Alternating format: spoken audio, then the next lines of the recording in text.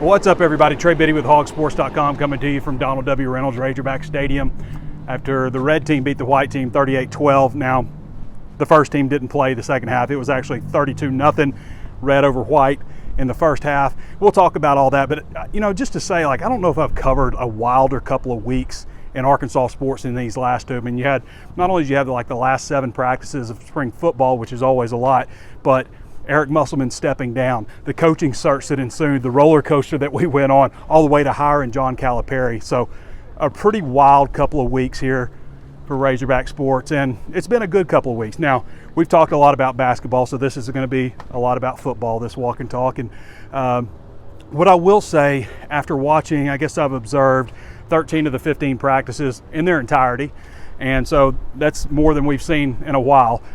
I think they've got a better team than they had last year. Now, we always say that. The caveat is it's relative to Arkansas. It's not the other teams in the SEC, because I think probably the middle, lower tier teams in the SEC probably got better teams than they had last year. I think we're just on an upward trajectory as people realize how important the transfer portal is and filling your roster. Teams are just built different now than they were like 5 years ago, and it's just getting more and more competitive in that aspect. But the first thing, where we start off with, let's talk about Taylor Green first of all.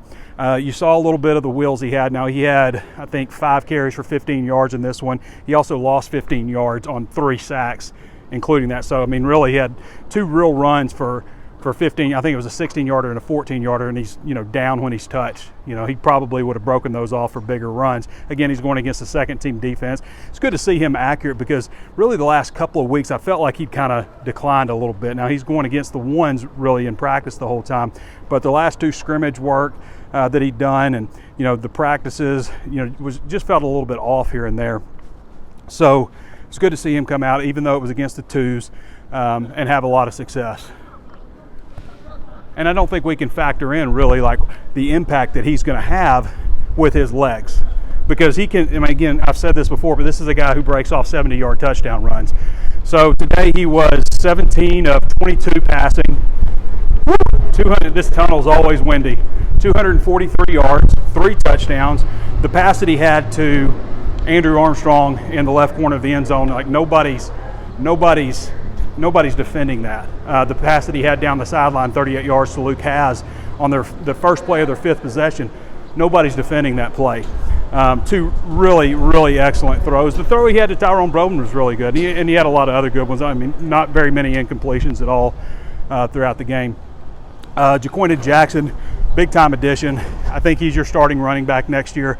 I love the chip that he has on his shoulder, and he takes exception to a lot of things. I remember asking him about the injuries that he had last year when he was at Utah. Still had a really productive season, but was just, didn't like that people were calling him, said he had paper ankles.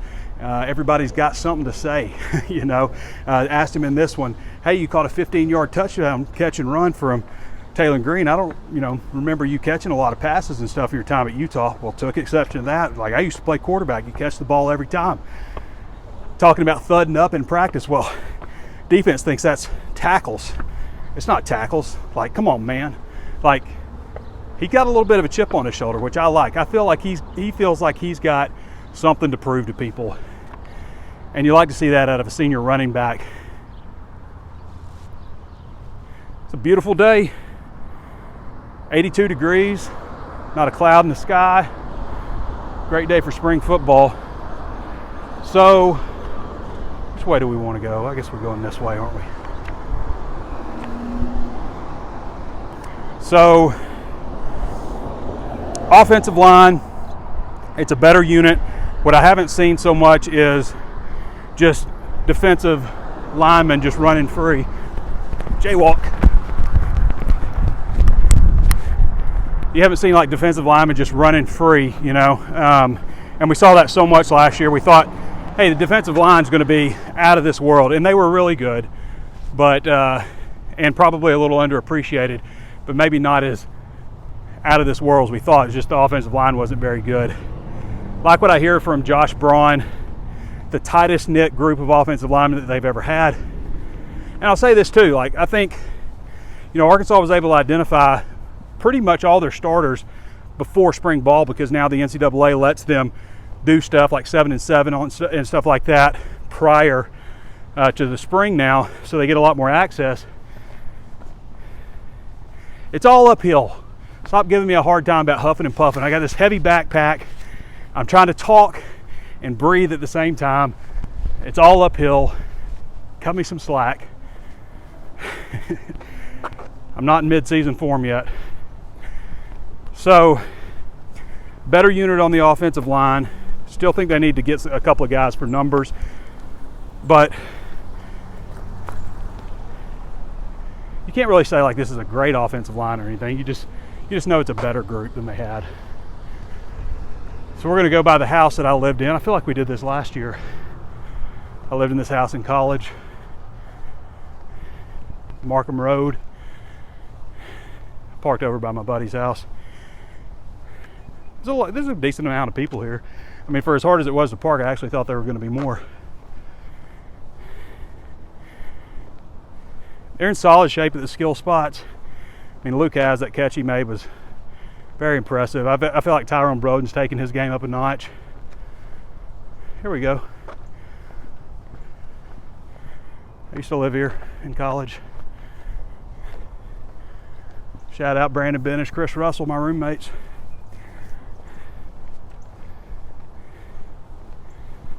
So, I mean, and with Bobby Petrino also as offensive coordinator, you know they're going to be a lot better. I mean, there just wasn't any chemistry last year. There was just, I don't feel like anybody meshed or understood exactly what, Enos. I don't think Kennedy understood what Enos wanted from him exactly as an offensive line coach, and I don't think he knew how to teach it. And I think there was just a lot of frustration. You catch that when you hear people talk about how things are this spring. Flipping over to defense. I've said before I felt like the defense was pretty solid overall last year until the last quarter of the season, and I think they'll be just as strong in the secondary as they were. Wouldn't hate seeing them add another player like a safety maybe. Linebacker, I really like Brad Spence. I think he's going to be a really good player. I think Sorey will too. I like the way that Spence is put together. Just in the limited time that we've seen him, his knack for making big plays. I just wonder about depth at that spot, and also, a lot of hoping. Would like to see them get a veteran in the portal at linebacker. It's just, it's a young group. I mean, 7 of the 9 players on scholarship right now are in their first or second year. That's just young overall.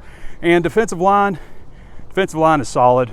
It's just they need to get at least one more really good quality defensive tackle. Probably need to get 2, but get one who is a guy that's really going to push, like make a move for you for playing time. Because they've got a solid 2 deep in there. It's just, what if somebody gets banged up, and somebody will? Somebody got banged up last year. You just didn't feel it because they had so much depth on the defensive line. They had a solid 3 deep. This year they've got a solid 2 deep on the interior. They've got a couple of talented young freshman ends with that third group who will just get better. And they've got an 8-week, summer training cycle coming up. But when you get on the defensive interior, when you get to that third group, you start talking about, a couple of walk-ons. Who are good players for walk-ons, but just guys that you're not going to ask to contribute a lot. J.J. Hollingsworth, who's a 280, former defensive end. Caleb James, same situation. You just get a lot smaller in there on the interior, and if you get somebody banged up, then you're going to be relying on one of those guys to help you. So need to go out and get another guy out of the transfer portal at defensive tackle. And then I think you're in pretty good shape. You're going to miss Kim Little this year at kicker. I don't think there's any question that there's a step back there. Defensive line's not quite as good as it was last year at this point. Linebacker probably not quite as good as it was last year. Depth, experience, all of those things. Secondary about the same. Offensive line is better than it was last year. I think quarterback will prove to be better than it was last year, just the way everything shook out with that offense. When you factor in Bobby Petrino being the quarterback coach also and offensive coordinator. Running back should be better because the offense, all these things are, it's connective tissue, right, all throughout the offense. It should be a better team than they had last year. The question again remains, is everybody else better? Because if they're better and Arkansas is better, you know, it's kind of a wash in that sense. It's just so competitive these days. I mean, it's always been, but it's just never a next level type of competitive. All right, we're about over to my buddy's house here. All right, everybody, appreciate you joining me. That's a wrap on 2024 spring football, and it doesn't just like stop here, does it? Because the transfer portal is open for basketball, and we've got you covered at HawgSports on all that. HawgSports.com. Connor Goodson's on top of every bit of that, and has dropped so many nuggets already about where Arkansas is headed, what to expect with the transfer portal, guys that they're targeting and stuff. And you can sign up at HAWG Sports right now for 60% off. It's like 12 cents a day. Is that like 84 cents or something a week, something like that?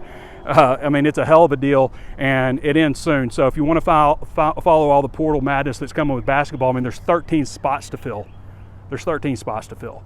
And then with football, there's 5 right now at least, and you're going to have some guys enter the transfer portal. I don't think there's any question about that, even though Sam Pittman says he doesn't want anybody to enter. It's going to happen. And so you're going to end up with anywhere from, 5, 10 maybe spots to fill on the football team. And plus you've got the contact period with recruiting, and Danny West has got you caught up on all that kind of stuff. So it's been a wild 2 weeks, and now it's portal madness. I mean, it just doesn't stop anymore, does it? So go to HAWGsports.com, and appreciate all of you guys for following us and subscribing to this channel, subscribing to HawgSports. I mean, I wouldn't be able to do what I do without you guys. So certainly appreciate you. Appreciate all the people that enjoy this, I guess. I mean, it's weird. I mean, I have people coming up to me all the time, want to take pictures. Somebody asked for an autograph the other day. Bizarre, but I certainly appreciate you. All right, everybody, thanks for joining me. This has been Trey Biddy with HawgSports.com. We'll catch you next time.